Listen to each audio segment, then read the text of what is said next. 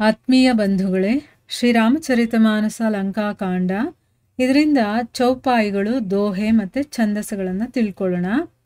ಕಹ್ ರಾಮು ಕಹಿ ಸಿರ್ ನಿಕರ ಧಾಯೆ देखी मरकट भजी चले संधानी धनु रघु बंसमनी हसी सरन्ही सिर बेधे भले सिर मालिका कर कालिका गही बृंद बृंदन्ही बहु मिली करी रुधिर सरी मज्जनु मनहु संग्राम बट पूजन चली पुनि दस कंठ क्रुद्ध होई छाड़ी शक्ति प्रचंड चली विभीषण सन्मुख मनहु काल कर दंडा आवत देखी शक्ति अति घोरा प्रणतारति भंजन पन मोरा तुरत विभीषण पाछे मेला सन्मुख राम सहेमु सोई सेला लागी शक्ति मुरुछा कछु भई प्रभु कृत खेल सुरन्ह बिकलई देखी विभीषण प्रभु श्रम पायो गही कर गदा क्रुद्ध होई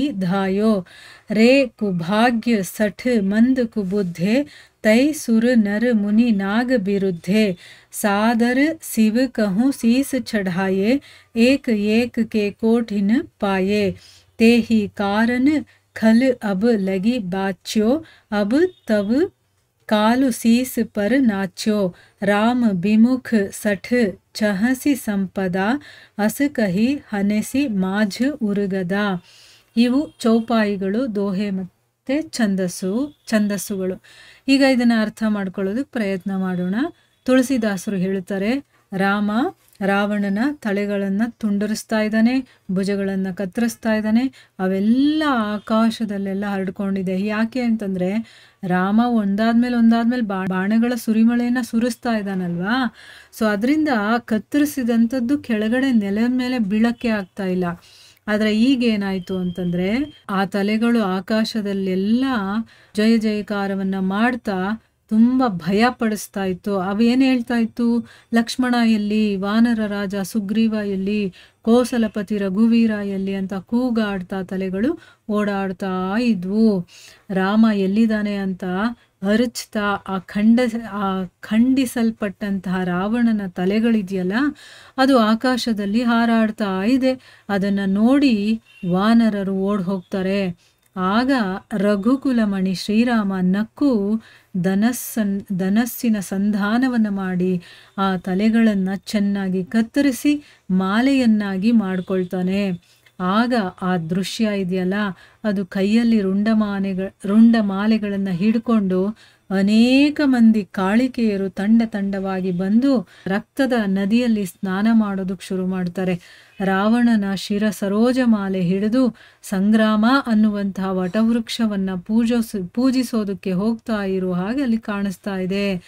ಅಂದರೆ ಏನು, ಆ ಶಿರಗಳ ಮಾಲೆ ಇದೆಯಲ್ಲ, ಅದು ಕಮಲದ ಮಾಲೆಗಳು, ಸರೋಜ ಮಾಲೆ ಹಿಡ್ಕೊಂಡು ವಟವೃಕ್ಷಕ್ಕೆ ಪೂಜೆಗೆ ಹೋಗ್ತಾರಲ್ಲ, ಆ ರೀತಿ ಇಲ್ಲಿ ಸಂಗ್ರಾಮ ಅನ್ನುವಂತಹ ವಟವೃಕ್ಷವನ್ನು ಪೂಜೆ ಮಾಡೋದಕ್ಕೆ ಹೋಗ್ತಾ ಇದ್ದಾರೇನೋ ಅನ್ನೋ ರೀತಿ ಕಾಣಿಸ್ತಾ ಇತ್ತು.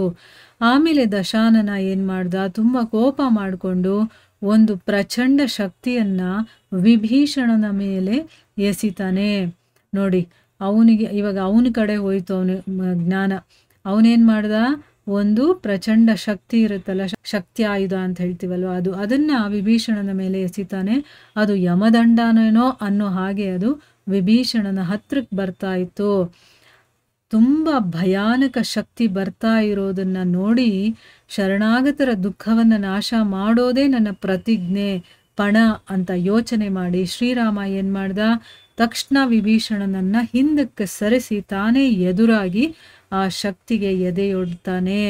ಅಂದರೆ ಅಡ್ಡ ಬಂದ್ಬಿಡ್ತಾನೆ ಅವನು. ಯಾಕೆಂದರೆ ವಿಭೀಷಣ ಶರಣಾಗತನಾಗಿದ್ದಾನಲ್ವಾ. ಸೊ ಶರಣಾಗತರನ್ನು ರಕ್ಷಣೆ ಮಾಡೋದು ನನ್ನ ಜವಾಬ್ದಾರಿ, ನನ್ನ ಒಂದು ಪಣ ಕೂಡ. ಯಾಕಂದರೆ ಅವನು ಪ್ರತಿಜ್ಞೆನೂ ಮಾಡಿರ್ತಾನೆ. ಸೊ ಅದಕ್ಕೋಸ್ಕರ ವಿಭೀಷಣನನ್ನು ಹಿಂದಕ್ಕೆ ಸರಿಸಿ ಅವನು ಆ ಆಯುಧಕ್ಕೆ ಎದೆ ಒಡ್ತಾನೆ. ಆ ಶಕ್ತಿ ತಗ್ಲಿದ ತಕ್ಷಣನೇ ಶ್ರೀರಾಮನಿಗೆ ಸ್ವಲ್ಪ ಮೂರ್ಛೆ ಬಂದಾಗ ಆಗುತ್ತೆ. ಇಲ್ಲಿ ಪ್ರಭು ಲೀಲೆಯನ್ನ ತೋರಿಸ್ತಾ ಇದ್ದಾನೆ. ಅಂದರೆ ಅವನಿಗೇನೂ ಆಗೋದಿಲ್ಲ, ಆದರೆ ಆದ ಹಾಗೆ ಇಲ್ಲಿ ತನ್ನ ಲೀಲೆಯನ್ನ ತೋರಿಸ್ತಾ ಇದ್ದಾನೆ. ಆದರೆ ದೇವತೆಗಳಿಗೆ ಆ ಲೀಲೆ ಗೊತ್ತಾಗದೆ ಅವರೆಲ್ಲರೂ ಕೂಡ ಭಯ ಪಟ್ಕೊಳ್ತಾರೆ. ನಡ್ಗಕ್ಕೆ ಶುರು ಮಾಡ್ತಾರೆ. ಇದು ಈ ರೀತಿ ಆಗೋಯ್ತಲ್ಲ ಅಂತ ಯೋಚನೆ ಬಂದ್ಬಿಡುತ್ತೆ ಅವ್ರಿಗೆ. ವಿಭೀಷಣ ಪ್ರಭುವಿಗೆ ಆದಂತಹ ಆ ಕಷ್ಟವನ್ನು ಶ್ರಮವನ್ನು ನೋಡಿ ತಾನೇ ಗದೆಯನ್ನು ಎತ್ಕೊಂಡು ತುಂಬ ಕೋಪ ಮಾಡಿಕೊಂಡು ಮುಂದೆ ನುಗ್ಗಿ ಹೇಳ್ತಾನೆ, ಈಗ ನನ್ನಿಂದ ರಾಮನಿಗೆ ಈಗ ಆಯ್ತಲ್ಲ ಅನ್ನುವಂಥ ಒಂದು ಕೋಪ ಬಂದು ನಾನೇ ಹೋಗ್ಬೇಕು ಅವನನ್ನು ಹೊಡೆಯೋಕ್ಕೆ ಅಂತ ಅಂದ್ಬಿಟ್ಟು ಗದೆ ತೊಗೊಂಡು ಹೋಗ್ತಾನೆ. ಹೋಗಿ ಹೇಳ್ತಾನೆ, ಎಲೆ ದುರ್ಭಾಗ್ಯನೇ, ಮೂರ್ಖನೇ, ನೀಚ ದುರ್ಬುದ್ಧೆ, ನೀನು ಸುರ ನರ ಮುನಿ ನಾಗರ ಎಲ್ಲರನ್ನೂ ಕೂಡ ಎದುರಾಕೊಂಡೆ ಆದರದಿಂದ ಅಂದರೆ ತುಂಬ ಗೌರವದಿಂದ ಶಿವನಿಗೆ ನಿನ್ನ ತಲೆಗಳನ್ನು ಅರ್ಪಣೆ ಮಾಡಿದೆ. ಆದ್ರಿಂದನೇ ಒಂದೊಂದು ಶಿರಸ್ಸಿಗೆ ಬದಲಾಗಿ ಅನೇಕ ಶಿರಸ್ಸುಗಳನ್ನು ನೀನು ಪಡ್ಕೊಳ್ತಾ ಇದೆಯಾ. ಅಂದರೆ ಅದು ಶಿವನ ಒಂದು ಕೃಪೆಯಿಂದ ನಿನಗೆ ಮತ್ತೆ ಮತ್ತೆ ಶಿರಗಳು ಬರ್ತಾ ಇದೆ. ದುಷ್ಟ ಆ ಕಾರಣದಿಂದ ಇಲ್ಲಿವರೆಗೂ ಕೂಡ ಉಳ್ಕೊಂಡಿದೀಯಾ. ಆದರೆ ಮೃತ್ಯು ಅನ್ನೋದು ಈಗ ನಿನ್ನ ತಲೆ ಮೇಲೆ ಕುಣಿತಾ ಇದೆ. ಅಯ್ಯೋ ಮೂರ್ಖ, ನೀನು ರಾಮ ವಿಮುಖನಾಗಿ ಸುಖ ಸಂಪತ್ತನ್ನು ಪಡ್ಕೋಬೇಕು ಅಂತ ಇಷ್ಟಪಡ್ತಾ ಇದೆಯಲ್ಲ ಅಂತ ಹೇಳಿ ವಿಭೀಷಣ ರಾವಣನ ಎದೆಗೆ ಗದಾಪ್ರಹಾರವನ್ನು ಮಾಡ್ತಾನೆ. ಅಂದರೆ ನೀನು ಎಂಥ ತಪ್ಪು ಮಾಡ್ತಾ ಇದೀಯಾ ಅಂತ ಇನ್ನೂ ಗೊತ್ತಾಗ್ತಾ ಇಲ್ವಲ್ಲ. ನಿನ್ನ ಶಿರಸ್ಸು ಯಾವಾಗಲೋ ಹೋಗಬೇಕಿತ್ತು, ಆದರೆ ಶಿವನಿಗೆ ನೀನು ಮನಸ್ಸಿನಿಂದ ಗೌರವದಿಂದ ನೀನು ತಲೆಗಳನ್ನು ಅರ್ಪಣೆ ಮಾಡಿದ್ಯಲ್ಲ, ಆ ಕಾರಣದಿಂದ ನಿನಗೆ ಮತ್ತೆ ಮತ್ತೆ ಶಿರಸ್ಸು ಬರ್ತಾ ಇದೆ. ಆದರೆ ನಿನ್ನ ತಲೆ ಮೇಲೆ ಇವಾಗ ಮೃತ್ಯುನೇ ಕುಣಿದಾಡ್ತಾ ಇದೆ. ಅದಕ್ಕೋಸ್ಕರನೇ ನಿನಗೆ ಯಾವುದೂ ಗೊತ್ತಾಗ್ತಾ ಇಲ್ಲ. ಆ ರಾಮನನ್ನು ಎದುರಾಕೊಂಡು ಸುಖ ಸಂಪತ್ತಿನ ಹಿಂದೆ ನೀನು ಹೋಗ್ತಾ ಇದೆಯಲ್ಲ ಅಂತ ಹೇಳಿ ಗದಾಪ್ರಹಾರವನ್ನು ಮಾಡ್ತಾನೆ. ಮುಂದೇನಾಗುತ್ತೆ ಅಂತ ನಾವು ಮುಂದಿನ ಭಾಗದಲ್ಲಿ ತಿಳ್ಕೊಳ್ಳೋಣ. ಹರೇ ಕೃಷ್ಣ.